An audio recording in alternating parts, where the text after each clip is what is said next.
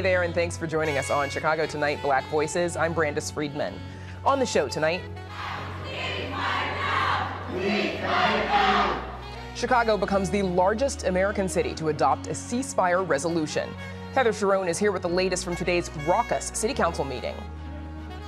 Reminding black men to check their prostate health amid the diagnoses of public figures. It's so what I wanted this book to be about. And what rapper, actor, and activist and Chicago native Common wants you to know about taking care of yourself. Up first tonight, Chicago is now the largest American city to adopt a resolution calling for a ceasefire in the Israel-Hamas war. Mayor Brandon Johnson broke a 23-23 tie vote by the Chicago City Council in favor of the resolution, capping a day of high drama and intense debate at Chicago City Hall. Let's listen to some of that debate that eventually got a bit out of control. Do I believe that the words that we speak today, how we vote today, influences directly international policy?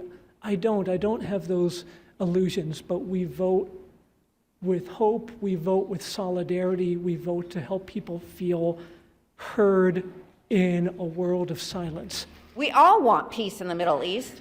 We all want an end to the bloodshed and an end to the war.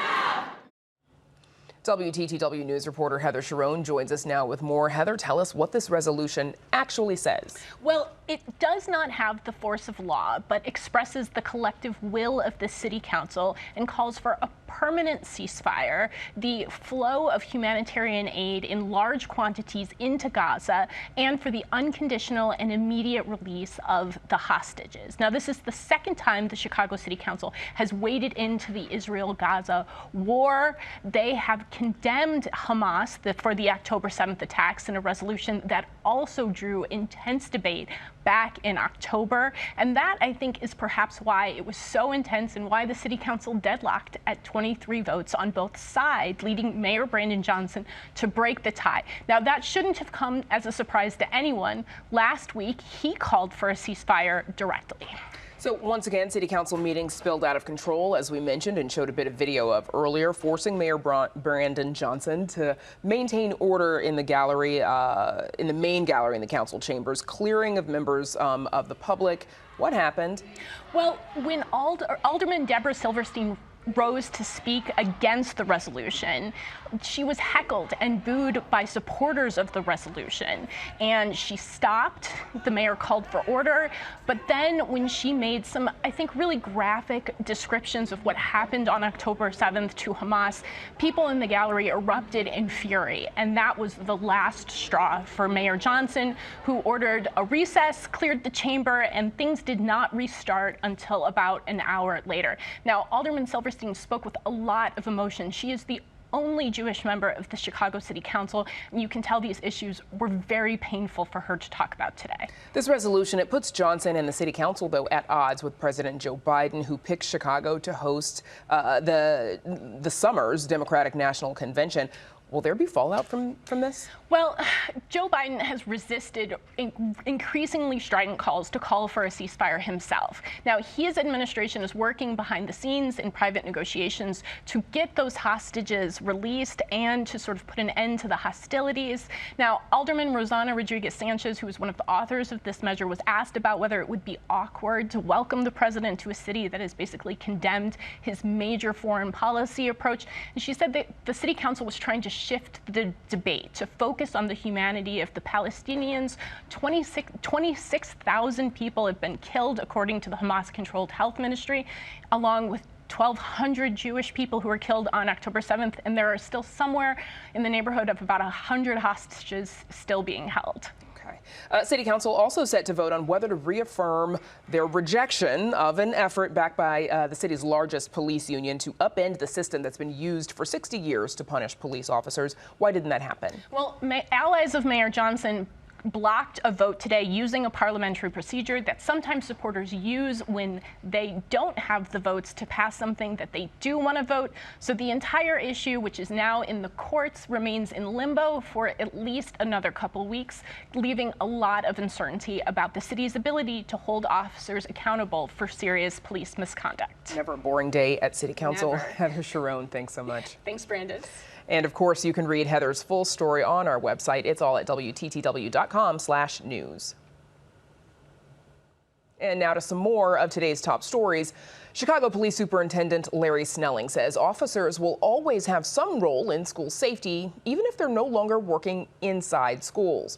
Earlier this week, Mayor Brandon Johnson told reporters he supports Chicago Public Schools ending a controversial contract and removing school resource officers, or SROs, from dozens of high schools.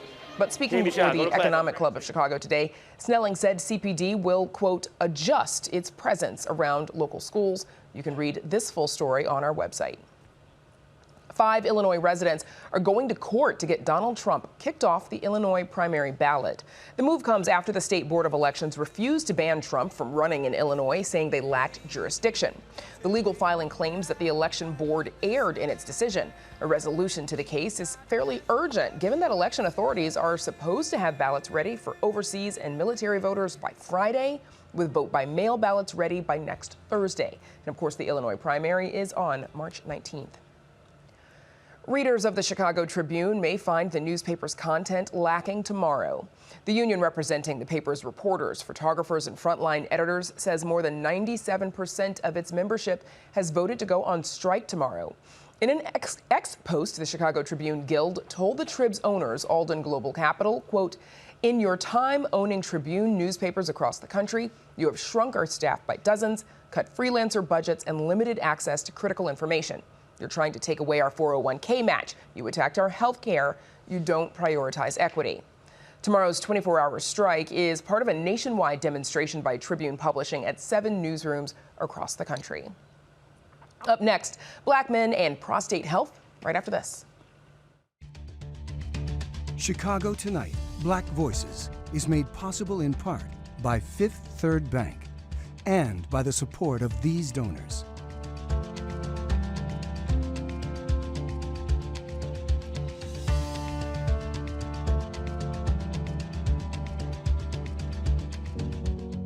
At Fifth Third, we believe when diverse voices are heard and empowered, communities are made stronger, lives are made better, and the future holds greater promise for all. That's why we're proud to support Chicago Tonight Black Voices. Together, we can make a difference. Together, we can drive change. 1 in 6 Black men will be diagnosed with prostate cancer in their lifetime, and Black men are twice as likely as white men to die from the disease, according to the American Cancer Society. Just recently, 2 notable Black men have been impacted by the disease. Defense Secretary Lloyd Austin underwent surgery for it, and Dexter Scott King, son of Martin Luther King Jr., died earlier this month. Here to talk more about this is Dr. Garth Walker, Chief Medical Officer at Rush Health and Assistant Professor of Emergency Medicine at Rush University System for Health. Dr. Walker, thank you for joining us. Thank you for having me. So what are some of the symptoms and factors that men should keep in mind when thinking about prostate health? Well, I think one of the most important factors to keep in mind is you have to think about the role of screening. And from a public health perspective, the point of screening is to be able to catch the disease before any symptoms come to fruition. When it comes to prostate cancer, oftentimes people may notice changes in the way that they urinate. Particularly if it's advanced, they may start to notice some atypical symptoms. But for somebody that practices in the emergency physician department, that is the last place that you want to be able to catch prostate cancer. Ideally, you want to be able to catch it with your primary care provider, who refers you to a urologist and is able to be able to screen you appropriately. You mentioned, changes in urination. Are there any other sort of atypical symptoms people should look out for? Not if you're trying to screen and catch it on time. When it comes to advanced diseases, particularly around cancer, you'll see a lot of symptoms around weight loss. You'll see a lot of symptoms around decrease in energy. And at that time, it becomes very concerning. But with respect to being able to catch a disease early, you want to be able to catch it before you catch any symptoms. That's why the guidelines are so important. Okay, so by the time you're having symptoms, it's late. Yep, exactly. What are some of the factors that cause the disproportionate impact among Black men? That's a great question. I think when you think about our community, the African American community, you have to consider the social and economic factors that have been at play. I think when you think socially, you have to think historically about how our health system has treated our community, but additionally, just the amount of apprehension that our community has with embracing the healthcare system. And then from the economic side, we have to think about the social determinants of health. And when you have a population that is dealing with so many pressures, sometimes your health is the last to be addressed. But as a community and from a health system standpoint, we have to be able to make sure that we align health equity and think about unique partnerships and unique interventions to be able to engage communities that frankly have had very difficult times engaging our healthcare system. Another problem with the screening process, a lot of men may not be big fans of the screening process because it involves a digital rectal exam. How do you overcome that? Well, one way I would say is just to be able to talk to your doctor so that they can reassure you about what that means. There's also a blood antigen that you can draw and be able to compare that to normal levels and see if it's a higher or higher standard deviation to be able to warrant further intervention.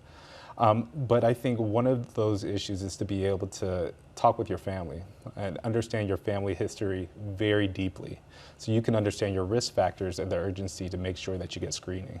So they also have a conversation maybe with the women and their families who've given birth? Absolutely, absolutely. Well, let me start here. Women are often the leaders in terms of how their families engage the healthcare system. And oftentimes it's the mother, the grandmother, that's oftentimes telling their husband and making sure their children are getting the screenings and the vaccines that they need. So that's why these unique partnerships that healthcare systems have is so important, whether it be partnerships with faith-based organizations, partnerships with barbershops, partnerships with schools, any way that you're able to engage communities and educate them and increase the likelihood that we'll be able to screen for diseases that affect the African American community even more than others is a win. And that's what we actively do on a daily basis at our health system. What more can be done to bridge the disparity? And this is, we're talking about partnerships and, the individual, of course, but in the community, public health standpoint, and certainly, corporate and government standpoint. That's a great question. So when I was at the public health department during COVID, one of the most important factors that we tried to look at is partnerships.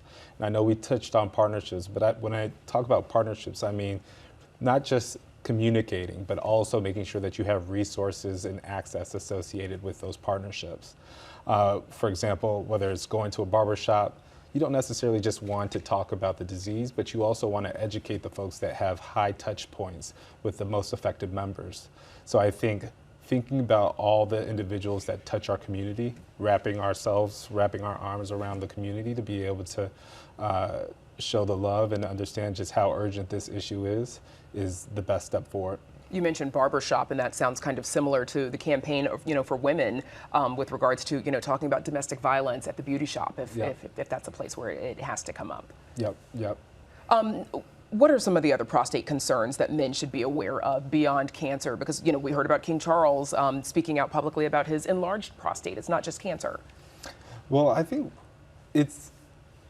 we heard a lot of high-profile individuals recently, and what I think is the most important aspect to observe, these are individuals that are privileged, that do have access, that do have the resources, and there's a large proportion of our community that don't have those resources. So beyond prostate cancer, we need to also diagnose and think about all the different healthcare disparities that affect our community, colon cancer, and the other rates that we die disproportionately relative to our other communities. And I think being able to have that honest discussion about how we embrace and talk to our healthcare system is going to be the best step forward. And I think that's going to take all of us. Okay. Dr. Garth Walker, thank you so much for joining us. Thank you. Appreciate it. Of course. Up next, a candid conversation with Chicago rapper and activist Common.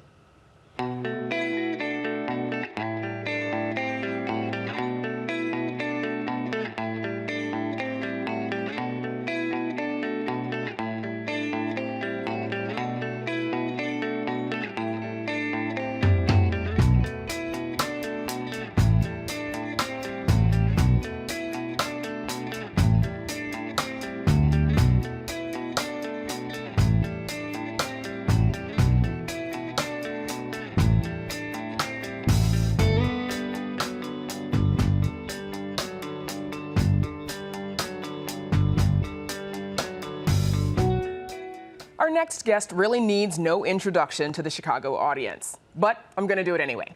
Rapper, actor, activist, Common. He even took time recently to cut a promotional spot for WTTW News. And he's an author. Well, he's back in Chicago to talk about his latest book, And Then We Rise, a guide to loving and taking care of self.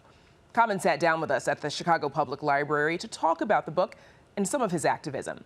We started with how the pandemic played a role in him writing this book. The pandemic was like a turning point for me to want to share it. Before, it was something that I was like, okay, this is what I do, this is the way I live.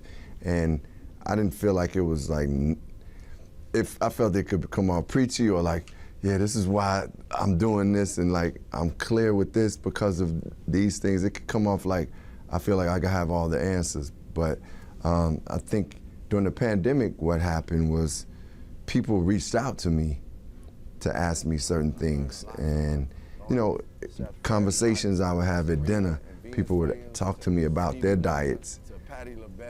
You know, in a way of seeking their curiosity, let me know they wanted to be better. And also during the pandemic, the workouts that I would do on Instagram Live, really, people across the country would say something to me like, wow, man, them workouts, I used to work out with you when you was on IG Live, and man, that helped me through the pandemic. It really, thank you for that. And I really didn't know how much, because I was doing it for fun and just like, okay, I'm gonna share this like while we at home, like, because I know my friends would enjoy it, so I just shared it. And that let me know that it was time for me to spread the word of things that I may have experienced or know. And it's my experiences and some of my thoughts, but I talked to Dr. Tracy Rico, who's an integrative, you know, doctor. She uses integrative medicine, which is Western and Eastern methods of healing. I talk with my therapist, and she's in the book. I talk with my trainer, who gave us workouts in the book. And then, you know, a vegan chef who is tremendous named Lauren Vanderpool, who gave me recipes, but she's been a big component in times where I really needed to focus and either do something for a role, or when I was doing a play on Broadway, it was like I needed that type of diet to function at the highest level. But there was something that you wrote early in the book that I found interesting. You write that Audre Lorde calls taking care of herself, quote, political warfare. Yeah. Whoa. Yeah, what does that mean? First of all, Audre she's a special writer and has a special philosophy. It's just powerful. And to say that taking care of self is political warfare, it's in alignment. It's so what I wanted this book to be about, like, because I'm a firm believer in like the greater we love ourselves, the more we take care of ourselves, the more we combat the negative things that are out there in the world. Like, it's like you don't give them space to get to you. It's like you have an armor up when you are like really centered in yourself and in your higher self. The things that's trying to get at you, the negativity, the negative conversations, the negative information, the negative tweets, and the racism and the sexism, it has less of a chance to get into your aura, into your spirit, into your heart, because you just have built yourself up to just not be on that vibration. It's almost like they speak in another language that you don't even understand because it's so negative. You ain't on that negative language. So it's like you don't accept it. We deal with enough anxiety and depression out here in this world. So like, what's the thing we have power over? Ourselves, our self-care, and that's one of the things we truly have power over every day. So 4 pillars of the book, as you've mentioned: food, body, mind, soul. And you know, in the vein of what you were just talking about, as far as that being sort of political warfare, that being revolutionary to take care of yourself, how do you bring that message to some of the young folks in Chicago who caring for self is just not something that's top of mind for them because they're fighting some other battles? Man, I totally understand it, because I never even heard that term, like self-care and self-love, like growing up till I was in my mid-20s. But I'll say, you know, one thing I do know about the youth of Chicago and youth everywhere, they wanna achieve. They wanna like do something in life and be something and use their lives towards something that they dream of and want to excel. And these things about taking care of self are the steps towards getting to whatever your vision and goal is. And even if you don't know what it is, it will give you a chance to be happier and more joyful and more fulfilled as you find out what that is. Eating the proper foods, eating foods that are just cleaner foods, and that doesn't mean you gotta be vegan and vegetarian, like I'm just saying cleaner, or adding just simple things like water and vegetables to your diet will affect the way you feel and think. Like food has emotional weight to it too. Like it doesn't cost you either to take a little time in the morning just to like feed yourself, like whatever you need. It might be a mantra that you say to charge yourself up. It might be a scripture that you feel is like encouraging you and strengthening you. Taking the time to just settle and meditate. Meditation is nothing that got to be so foreign to you. It's just like you calming your mind and being in tune with your breath. My meditation is not anything that I got from the great Buddhist teachers. It's like I just like picked up from different places I went and said, okay, how do I meditate and center myself? I wanted to pivot and talk a little bit about criminal justice reform, because I know it's something that you've spoken up on before. You and the Imagine Justice, you all have funded the Rebirth of Sound program at Stateville. Why is that something, and all of that work, why is that something you felt like it was important to speak out on? I was having a conversation, because I was doing a documentary with a woman named Michelle Alexander. She wrote a book called The New Jim Crow. And The New Jim Crow was about how, you know, from slavery to the Jim Crow laws, to the prison industrial complex, you know, mass incarceration, it's all been plights to keep black people as second-class citizens. The prison industrial complex is keeping black and brown people as second-class citizens. So when I was having this conversation with her, I was telling her, you know, my thing is about trying to help Chicago.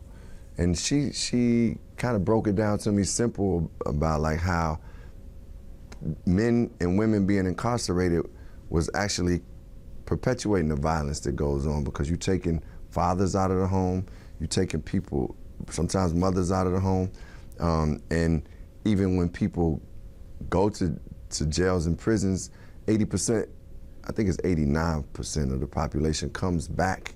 And if they don't come back healed or changed, then they bringing even that back, you know, to the environment. The people that have participated in our program is just, like, I get to see videos, to be honest, and they've sent songs, and it's like, yo, this stuff is really good work. And I know how important creativity can be towards healing and towards like kind of restoring your community. So for them, I know it's been benefiting them, and they've expressed it. And it's one of the things that I'm most proud of and inspired by. Well, and I happen to know they're probably watching. What would you say to the men in Stateville who are watching right now? To the men in Stateville, I just want to say, man, your humanity is glowing. It's showing in different ways. Like, I know many people outside that are free just think like, okay, man, y'all did something and that's it, you wrong. But it's a lot of people that truly do care and believe in forgiveness, believe in healing, believe in like the humanity in you. And thank you for taking the steps to actually like show your humanity and show your creativity, and like your going from dark to light is actually changing the lives of other people in certain ways, and continue to do it is not being overlooked or not unheard. And the more we can get it out there, the more I think, you know, you all will be hearing your voices, and you will impact people that are living in society. And man, keep the eyes on the prize, keep that bright outlook, because anything can happen in a positive way. And though he lives in Brooklyn, the author also says that he's especially proud to be able to bring this book back home to his hometown in Chicago. And Common's book, And Then We Rise, A Guide to Loving and Taking Care of Self, is out now. And that is our show for this Wednesday night. Be sure to check out our website, WTTW.com/news, for the very latest from WTTW News. And join us tomorrow night at 5:30 and 10 for Chicago Tonight Latino Voices. Chicago now won't evict migrants until at least mid-March. A look at the possible impact and what advocates are saying about this policy. And from being undocumented to running a beauty school, we show you how a beauty salon is giving new arrivals opportunities.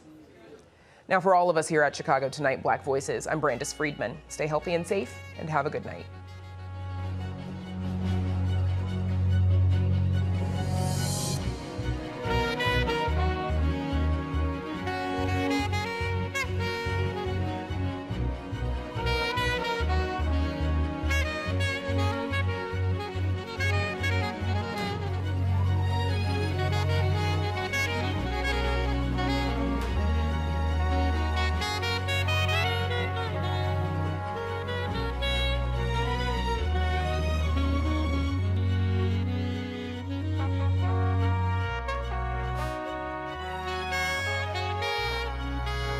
Closed captioning is made possible by Robert A. Clifford and Clifford Law Offices, a personal injury law firm committed to giving back to the community through law and philanthropy.